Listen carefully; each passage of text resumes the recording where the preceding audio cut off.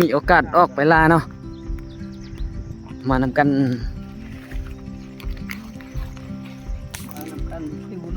5 คนเอาไปเบิ่งมางเงาะป่าแล้วก็มัก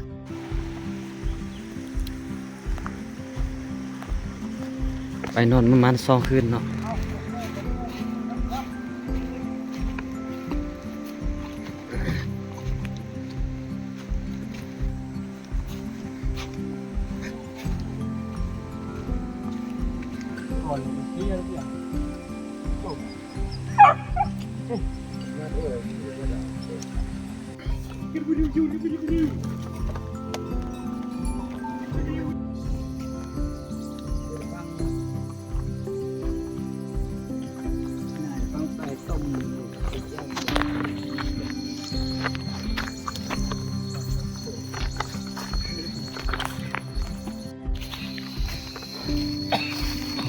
เมื่อยไป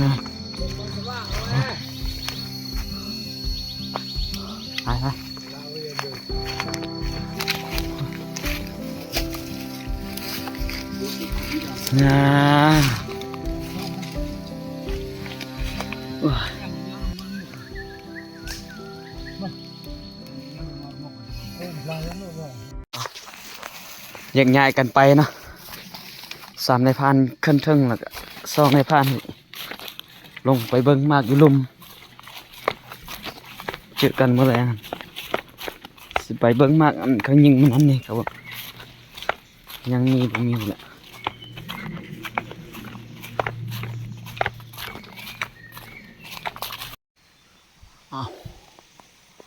บอดเปิ้นล่ะเชิงหันมากประมาณนี้นะมากจักมันมากยังแหละซื่อ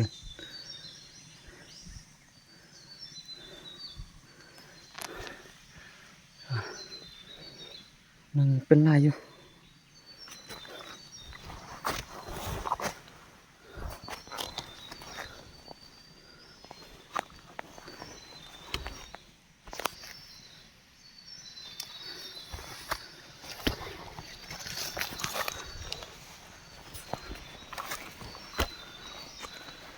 ไปยิงเทื่อนึงหอกเขา10 ปลายตัวยิงได้ 7-8 ตัวอยู่เท่านั้นประมาณ20 ปลายเมตรนี่แหละ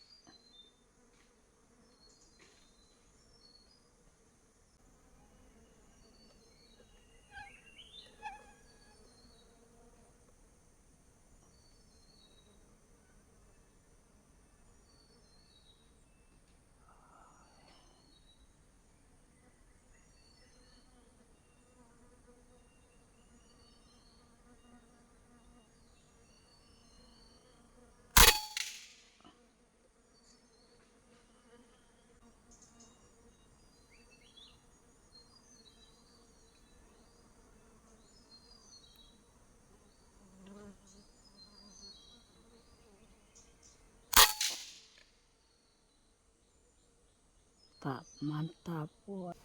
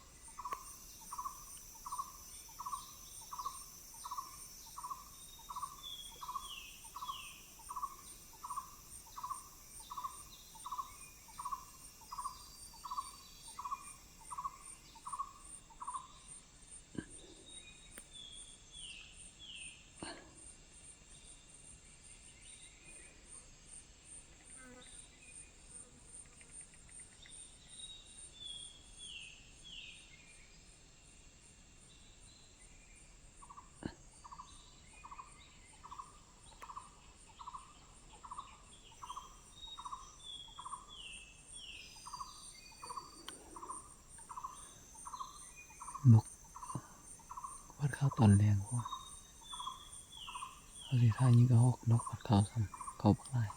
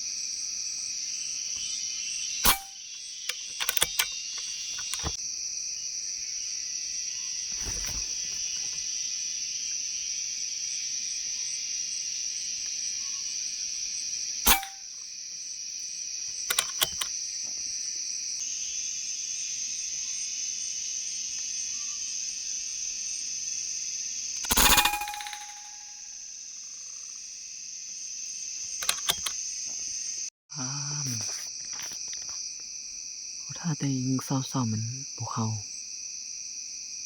เพราะมันย่านมันมั่วเคยยิงเทื่อนึงแล้วทีนี้มันเข้ามืดโพดเนาะเข้านำกันเลยประมาณ 6-7 ตัวนี่แหละเข้านำกันมันมืดยิงทันยิงได้2ตัวเอ้าเบิ่งมื้อเช้าก่อนมันสิเข้าอีกบ่เนาะมาเลยก็จนบ่ทันยิงซ้ำโอ้อ้าวทันสิลงไปเก็บเบิ่งมันสิตกจักตัวนกกันก็ยิงตกหลายตัวอยู่แต่จักสิซอกเห็นบ่เห็นสั่นเลยโอ้ยตัวนึงนก นกคนโดกนกคอกยังมายิง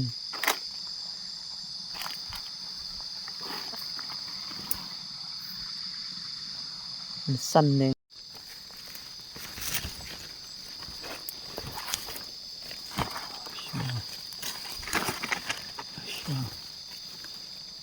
นกคนโดก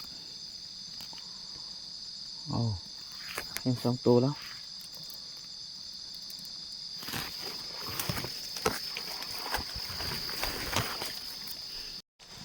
โอ้ตัวนี้เอากระรอกนี่อันนี้เป็นตัวยิงตัวสุดท้าย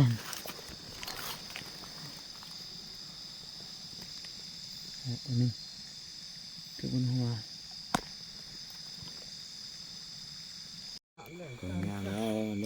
ผลงานเนอะเนี่ยจัดตัวสองเอาอยู่ใส่เอาทงมา Siap lah tu kata oh ni mari walk ni. Dia คนละตัว2 ตัว cái nào đó đang đứng sát thế. Một tay ô này. Áo, một tay tên. Ê, à, chụp. จับชีวิต Một tay là khi bị tay là ăn than thì rồi. Tay một cái mưa lạ cặp. ห่างจ้อกับอ้าย ถ่ายแม่อันนี้มันใบตองอะไรนะ เอาเป็นแก็บเนี่ยเป็นแก็บเด้อ เก็บเด้อมันเก็บเด้อ มือใจ เพื่อนจะนี่ไอ้คนไทย หนึ่ง มันเก็บเด้อ สอง มีอย่างนี้ สามสี่ห้าหก หมด6 ตัว จะจะเปลกันได้ ปรับหมึกมึงน่าเรื่อไปต้องพูดเอาไว้มัดลาย 9 ตัว เขาเจ้าน่ะพ่นลายมัดทึกผ้าเตียวลายมัด เอาแกงซองมั่งเด้อแกงแล้วก็ลาบปฏิมาอยากกินแนวกินแซ่บๆแบบธรรมชาติก็เลยพากันจิ้มเม็ดโอ้สิจิ้มเม็ดอื่น thoát lại lại một cái nó thằng Diệp thằng Kim nào หลับกระรอกครับว้าว tí em giờ mình đi bữa mai rồi đi này nó แบบมั้ง ตัวรักษาเลย ngập rằng em mệt พวกแกเป็นแบบว่าบนลม ok con bị bên nhau เพื่อระวังมักจุดทุกวัน โอ้ยเลย rồi là อีแตงไว้น้องอาละวันเหมยไปพวกมือลุม cái nó cái gì ở đây chú bắt đi คือเป็นลมปุ๊บระวัง3 กล่องเพื่อจุด lọc thì vậy không có cả phi ở bên phi chả pla ông kia là ca đôi về nhảyลุมไม่ได้ประตูเดี๋ยวผมปลอม ai đi เอาดีนี่ก็กับสิเจียง5 โมงปลาย6 โมงเลยขึ้นไปท่าต้นนะเอาขึ้นท่าวันนี้พวกมูเขาท่าอยู่ทั้งนั้นแต่สิออกเมื่อทางเทิงเลยเขาท่าอยู่ทั้งนั้นเอาท่าลุ่นเบื้องไว้ยังสิเข้าบ่เข้ากันผมขึ้นฝนก็ตกเมื่อคืนเกือบบ่ได้นอนซ้ำใครแต่เปลงตูบทัน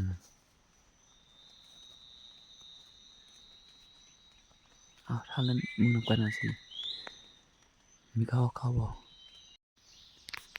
เอานี่ก็ประมาณ7 โมงกันแหละเขาขึ้นไปทานแต่ยังมืดพุ่นแล้วเนาะก็คงไต่ขึ้นวันนี้งามนี้แต่ แต่มันขึ้นไวโพดเอาสิยิงบ่ทันซ้ำ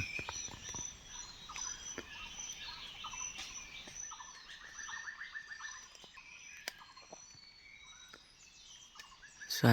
ได้ยินได้2ตัวก็เห็นตกอยู่จักมันสิตายดีบ่ดีบ่แหละสิลงไปซอกเบิ่งมัน